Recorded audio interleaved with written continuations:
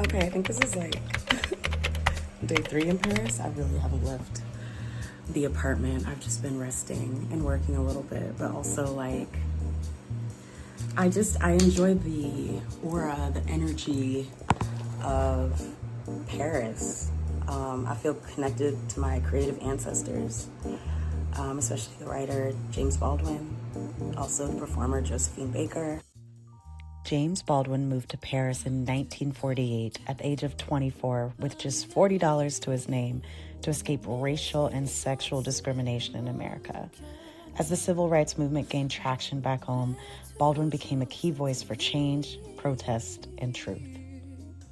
Split between two worlds, Paris is where Baldwin finished his first novel, Go Tell It on the Mountain, and the draft of his collection of essays, Notes of a Native Son. It was very important to me because I was able to, I was able to take a deep breath, and I was able, this may sound a very corny way to put it, but I wanted to find out where being black ended, where I began, or vice versa. About 2 decades prior, Josephine Baker first disembarked from a ship from New York into Paris soil in 1925 with her touring Broadway revue, Shuffle Along. A true belle of the Roaring Twenties, Josephine's humor, dancing, and showwomanship earned her fame, and her time as a World War II spy turned her into a hero. The complicated and legendary lives of these two artists, Black and American, just like me, created an irresistible draw inside of me to make Paris my own somehow too. So yeah, I've just been enjoying, as they say, j'aime l'ambiance. Just like allowing myself to be smitten by life. I gotta admit though, this last trip to Paris was way different than the one I took a few years back. Rewind. Meet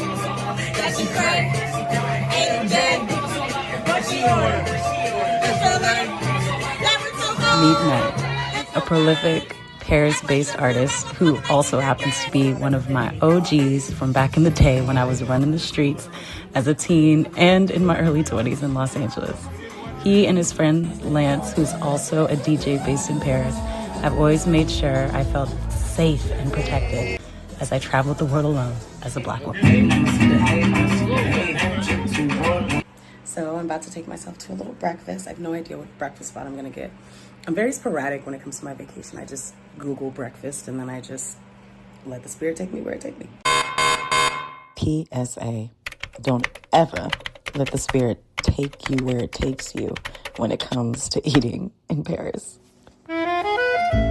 Yeah, my spontaneity did not win when it came to picking a breakfast spot in Paris. Can I just say I love being a woman? I love adorning myself. I love, what's this sound? I love jingling. I went to Google and basically chose a tourist trap. It was beautifully decorated and it had this bright pink color that is so drawing for a girly pop girl like me. But the food just didn't deliver. And that's the thing about Paris. The food has beautiful presentation, but the taste falls short. While the food in Paris leaves much to be desired, the shopping, on the other hand, is completely satisfying. Knight took me to check out Ouen, to treasure hunt through Marché aux Puces, a shopping district located in the 18e arrondissement, which is a global thrifting paradise. Marché aux Puces is a massive open-air market, and the location is one of rock god Lenny Kravitz's favorite spots in the city. In a 2018 article, Lenny Kravitz mentioned the bazaar when describing his idea of a perfect weekend in Paris, where he would roam the marketplace for rare mid-century furniture and light fixtures. My waltz through the marketplace took me to the film section, and there were so many vintage DVDs from all over the world. There were also old film reels that someone could take and use for their art. I mean, this is literally just a creative's paradise. There's a vintage old TV, old postcards, anything that you could imagine.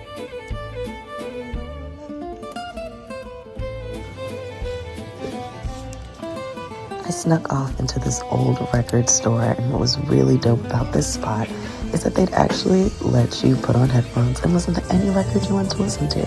So that's me jamming.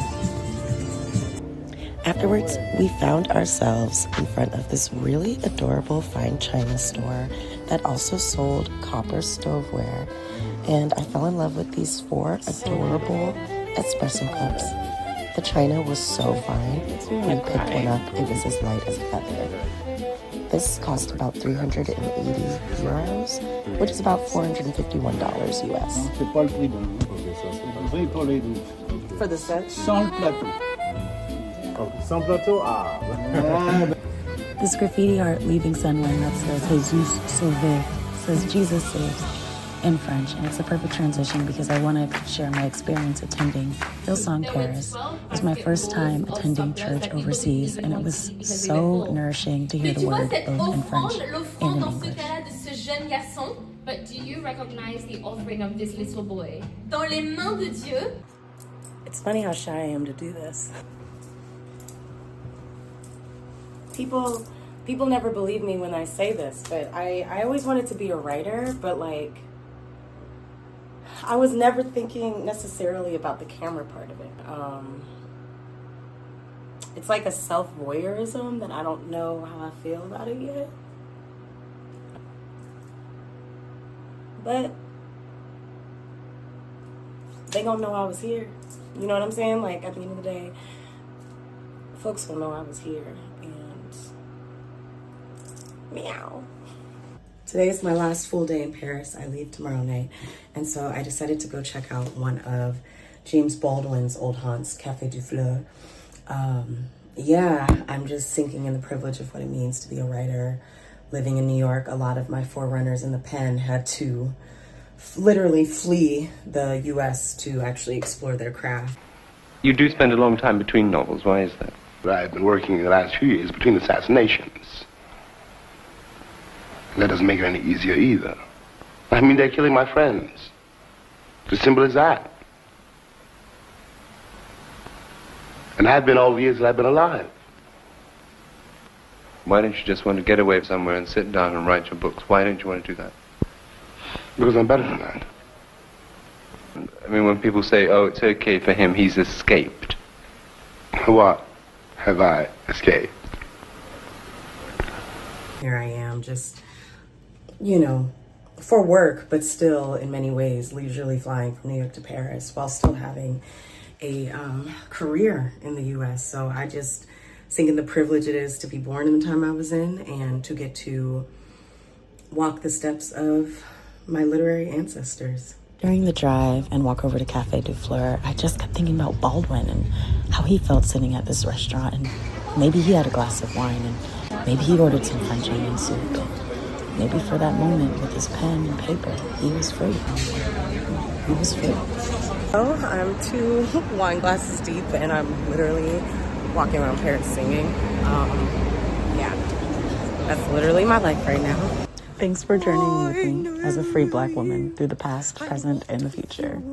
To follow me through more of my free Black woman adventures, hit the subscribe button, and I'll see you next time. That gleam in your eyes is so familiar gleam. Yes, I know it's true that beauty is seldom always seen.